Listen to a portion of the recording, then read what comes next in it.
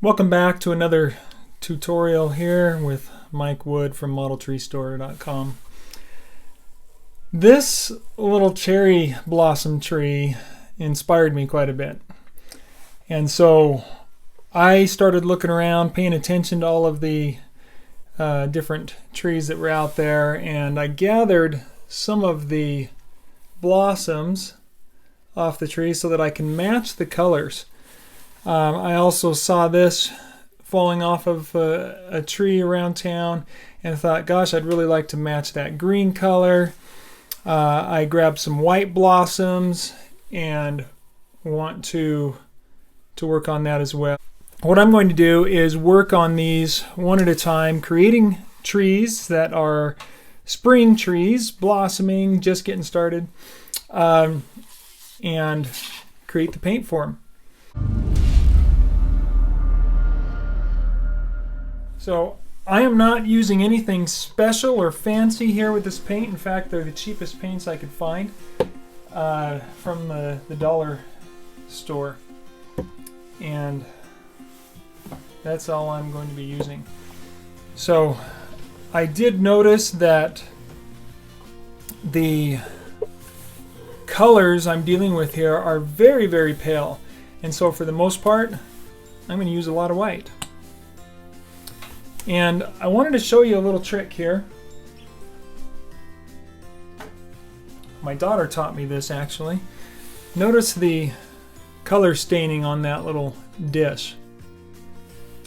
And I've cleaned it with a wet paper towel and a little bit of water, alcohol and water mixture. And it isn't wiping clean.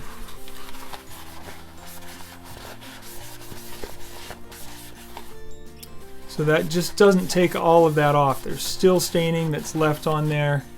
I'm getting very little off of it, but my daughter said, "Hey Dad, you know how to remove permanent marker?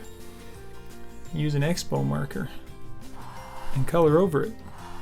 And sure enough, it works, and I tried it with permanent marker and was just thrilled to see on any smooth surface it'll take it right off. And in fact, I tried that trick on the outside of one of these and it took the paint off of the ink off of the container as well. So look at that. Isn't that cool? Now, I don't need to worry about getting it that clean, but I just thought that was a fun little trick to show you. So let's dive into this and see what we can do with some color. I'm going to start first going for that green.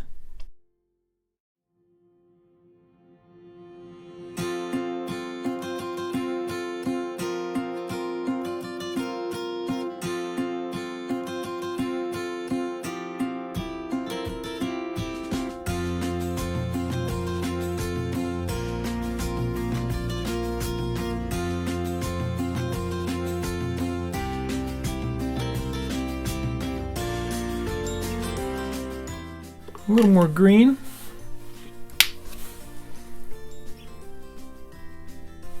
But we are getting close.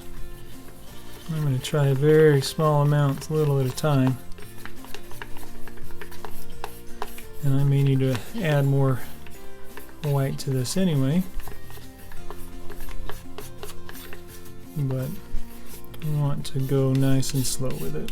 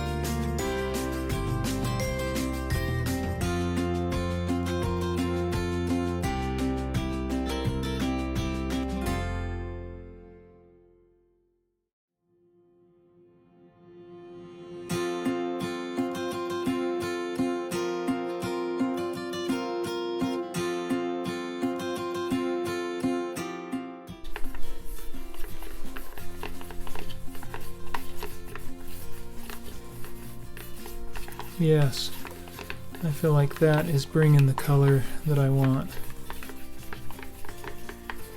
So the proper mixture was some of that dark green, a bunch of white, and quite a bit of yellow. And there, I feel like we are real close.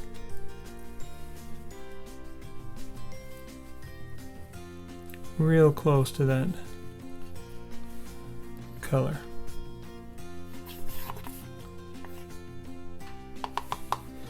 I think I'm going to see how that goes.